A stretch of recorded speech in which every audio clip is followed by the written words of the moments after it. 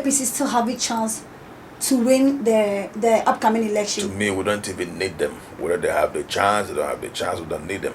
How can a man of over almost 90 years want to, contest election? Where are the young people? Where are the intellectuals?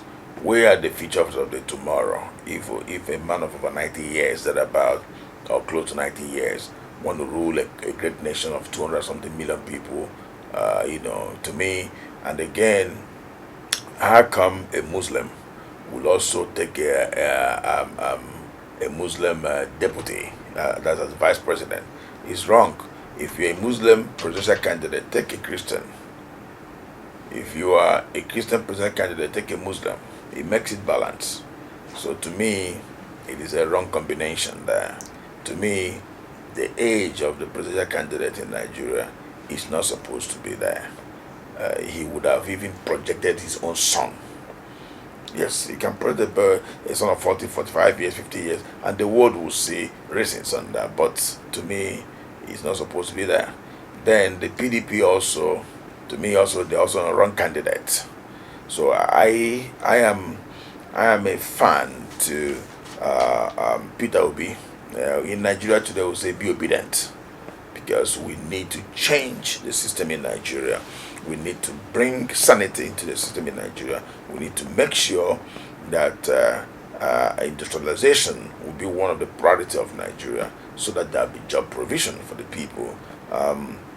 If the youth are not properly carried along, or if there's no provision for the youth to work, it makes it difficult. Life will never be suitable very well for the people, because the youth need to work. After school, now your parents are no longer, it's difficult for your parents to feed you anymore, because you have finished secondary school, finished university, so you're supposed to start work. If there's no work, what would that child do? If there's no money for the parents to establish the person, privately, what would that child do? Or what would that man do? Or what would that woman do? Either they start thinking evil, or they engage in some practices that will put the country in danger. But when they are businesses, private sector, employ people, government also employ people. When a country is good in good security, that attracts investors. Even you, that are Nigerian, who is going outside the country to go and invest because of insecurity, we would like to invest in Nigeria because there's security. We also employ people. Foreigners also comes in for whatever. So private sectors are no longer encouraged in Nigeria for business. So as long as I'm concerned, the APC, they have no chance to come back to power again in Nigeria. And so right now, which political party do you prefer? I'm not a partisan person. I'm a royal father. But I am supporting P2B as an individual. Not the party where he belongs I'm looking at. But I'm looking at the potentials in him. I'm looking at the hope in him. I'm looking at, the structure that he's bringing on board. So I'm not thinking about his political party or whatever, but him himself. Though you must fly from a political party before you can contest. But as long as I'm concerned, and as long as positive Nigerians are concerned, we said P2B should go in there to change the system in Nigeria and make Nigeria a better place.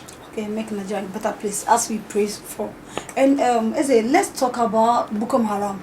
Right, recently you hear terrorists going here and there, and some of us think they're also terrorists. Those Boko Haram people are also terrorists. So are they still operating in Nigeria, or the government has put a ban on them, or has made them stop?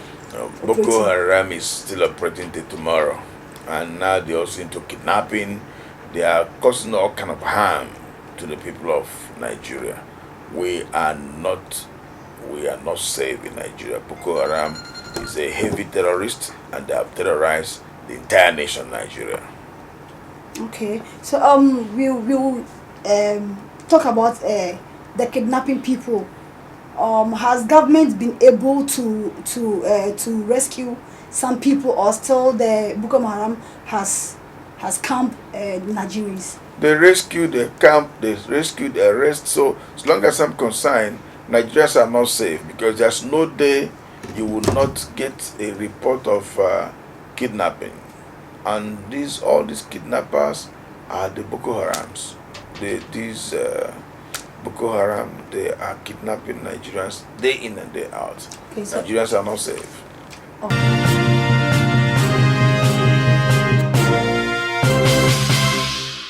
what business do you do in Ghana, and also what's the SS Foundation? What do you people do? Okay, I'm into trade and right now into manufacturing by the special grace of God. And the Igbo Ghana Foundation, we help and support the less privileged people. We pay school fees to a lot of children that are brilliant and they need to be in school. We have dug so many public toilets in various areas in some villages, more especially in central region where my wife is coming from. We've also dug boreholes. We've given out computers a lot to schools for their library.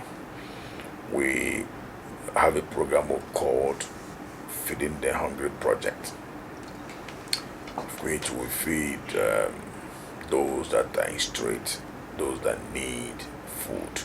Before we are doing 1,000 people a day, they will move to every Friday. Then all of a sudden, the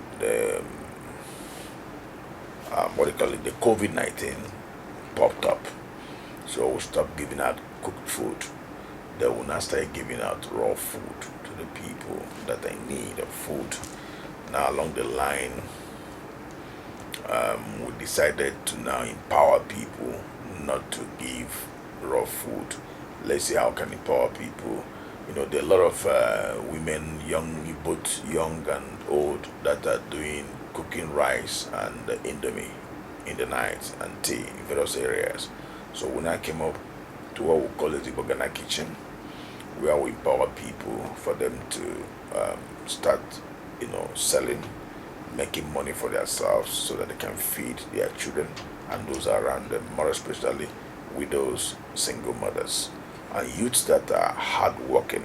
Our vision is if we set up a kitchen for you, we pray that you'll be able to do many more and expand yourself. So we are showing them how to fish, not just to give them fish to eat.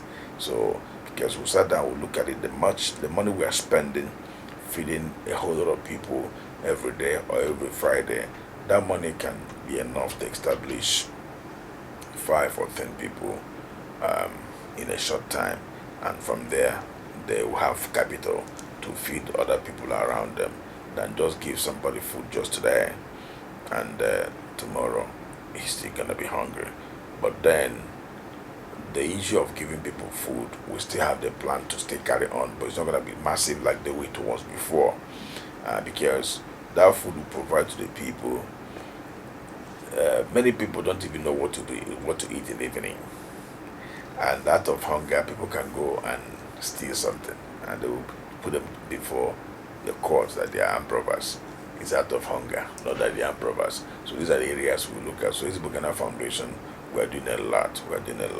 And I also have another partner foundation. Is a Vola Fletcher Foundation. So we just established here last year in Ghana here. Then we registered this year. We have our office in Port Residential. We also we embarked on health support and health data to the people of Ghana. I want to spread down to other African countries, not only Ghana. And right now we are also doing what we call support to the teenage girls. A lot of these young girls that came from poor areas or poor families, if they are miserating, they don't even have pad to take care of themselves. Some, because of that miseration, they don't go to school for 4 days of them observing their menses. They don't go to school. They're gonna be home until that is over. And that's affecting them. So we now have a total pack for these young girls. A total pack that has panties, you need bra, you need shaving stick, deodorant, pads, a total pack, where at least a young girl can get almost 5 to 7 panties from a pack, and a whole pack of pad that can help during her menstruation. So this is another project that will just impact on it. So we're believing God by next month, no, not August, by September, we'll start giving out all these items to various schools. So the foundations we are doing, or the two foundations, we are doing a lot to the people of Ghana, the people of Africa, not only Ghana. Okay, good, good, good. That's good of you and your foundation Thank you. and your wife as well. So is it what's the relationship between Guta in Ghana and also Nigeria? Because some time ago, like you guys were having misunderstanding. So have you been able to sort everything out? It's not yet sorted out completely, but we are still on it. Some part has been sorted out. We're still working on the rest of it. The reality that the truth must be told. In Ghana, the Ghana trade law prohibits foreigners from retailing in Ghana. We know that any Nigerian that doesn't know this, that means that Nigeria did not understand the power of sovereign nation. As a nation, Ghana has right to, put up any law that they think that will protect and govern the country. So a foreigner cannot come into to what that law, or thinking that he's gonna put pressure to that country to cancel their laws because of you. But then we can plead and make a request of tampering justice with mercy, looking at the two nations that we are from the same continent and also from the same sub-region, West Africa, and Nigeria and Ghana. We are too close that we share a lot of things in common. Both system of governance, a whole lot of things that we share in common. System of, supporting each other in one way or the other. So we look at all these areas, and we are pleading to the government of Ghana and also to the Guta you just asked me of, to tamper justice with mercy. We should look at it that, look, Nigerians and Ghana and Ghanaians, we are the same. We have a lot of Ghanaians in Nigeria, we have a lot of Ghanaians in Ghana. That doesn't mean that Ghana should not implement their laws or Nigeria should not implement their laws. But then, since we are brother sisters, we are sister country and whatever, let's accommodate each other. This will be pleading. But that's why I said the problem is not yet 100% resolved. But some areas is being resolved. Some areas their shops are open. Some are still closed, and we're still talking with them. We are reasoning up with them.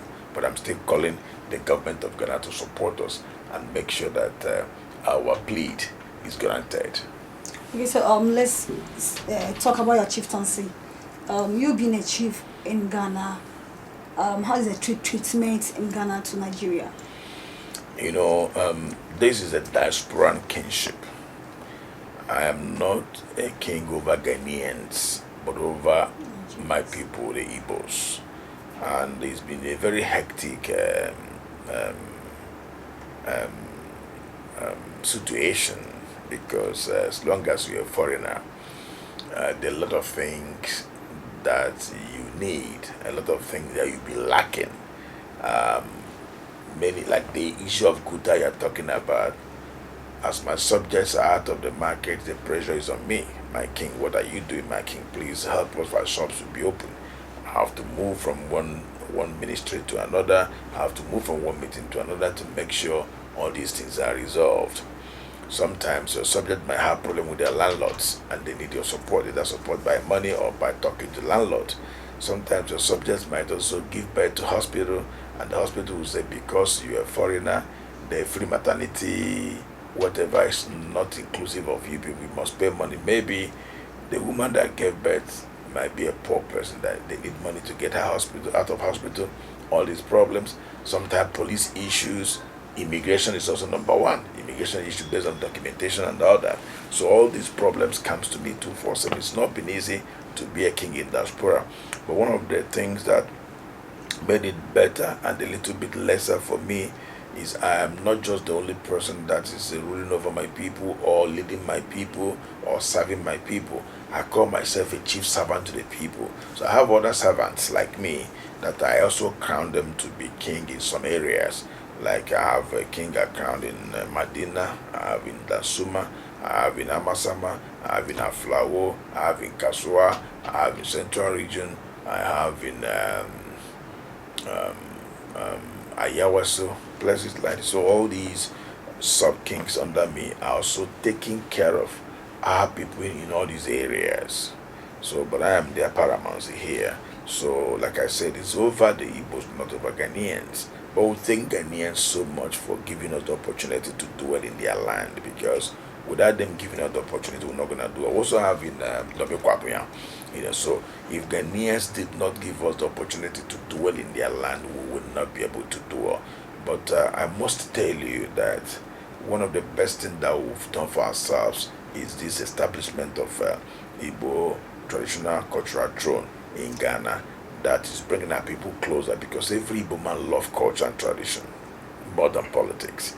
So it's making all of us to come more closer, so that when we are having town hall meetings or having palace meetings to our people, we'll be able to talk to them and let them know what the country of Ghana prohibits and what the country of Ghana want us to do. Some of our people, they might have money full of these houses, importing all kind of goods, selling the market, but some of them might not know their left and right in terms of laws of Ghana.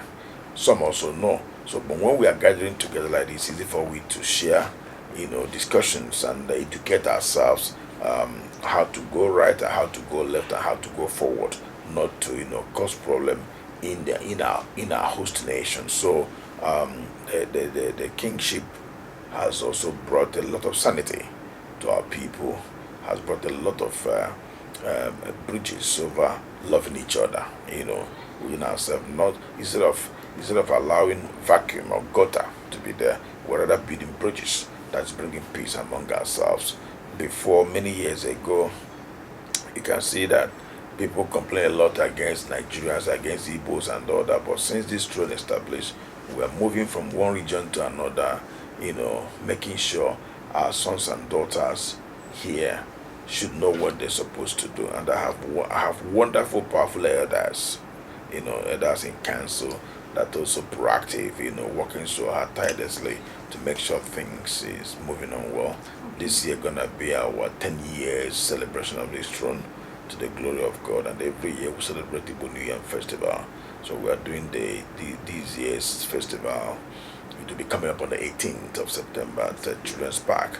You also invited. Everybody's invited. Yeah, I remember some years, 5 years ago, we were at the Children's Park when we were celebrating the same year festival. From there, we came to your land, and I witnessed that festival, and it was a great one. Thank you. Yeah, we met most Nigerians at the Children's Park. Yes. Okay, Eze, let's talk about marriage. You being a chief, you have a Ghanaian wife, and you don't know if you have a Nigerian wife, or you have 2 or 3 or 4 wives.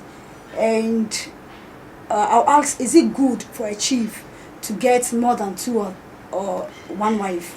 It all depends on your capacity and what you think you can do. Per my tradition, if you're a king, you have right to marry as many as you want to marry. Even if you're not a king, you're a chief, you're an ordinary person, if you want to marry, you can marry as much as you want to marry. But the question is this: can you be able to hold 2 wives or 3 wives and make them happy? Can you be able to oversee to the children that will be coming out of the womb of these 2 or 3 women? Can you be able to satisfy these women? Can you be able to satisfy your children? Can you be able to make time out for them? Can you be able to concentrate? These are the questions. So to me, I am not part of those thinking of having 2 wives or 3 wives. I have only 1 wife, and God blessed me with 5 biological children and a lot of foster children around me, because I love children a lot, that God have also given me to take care of them, that they're all answering my name. Okay? There are many. I have almost 8 grandchildren from my adopted children that they got married and all that. So to me, marrying over 1 wife it depends on your capacity. Myself, I don't have that capacity, so I'm okay. Okay, what am I looking for to marry to? The one wife God has given to me has given me children. The children are growing graciously to the glory of God. Beautiful and handsome children. Very brilliant children in school. My wife is giving me peace. She don't worry me. She makes me happy. She give me the best food. She takes care of me very well. So what will make me to go out there for second wife again? What am I looking out there for second wife? So to me, I don't need it. Many might need it, but I don't need it. So I have only one wife. Okay, good. You have only one wife. Good. That's good of you. And we are proud having you as a Ghanaian husband, or let's say as a husband in Ghana here. Thank We you. are very proud of you. And as a, can you give politicians, African politicians, an advice on how they go about things, or how they manage the West Africa region? My advice to all the African politicians is, first of all, you should understand that home is the best. God is not stupid to put I and you here in Africa. By nature, we become Africans. Those that are Europeans, they did not put themselves there. It's God that put them there. And God brought I and you here in the soil of Africa. You should, as an African politician, you should first of all think about the growth of Africa. Think about the welfare of Africa. Think about the health of Africans. When we talk about welfare, how are you taking care of the people that you rule as a president here in Africa? How are you making sure that your people are conducive in the environment? How are you making sure that there's provision of jobs, provision of food, provision of businesses, provision of opportunity, that private investors will come into Africa, and we ourselves also invest more, because when there is good security, men and women would like to invest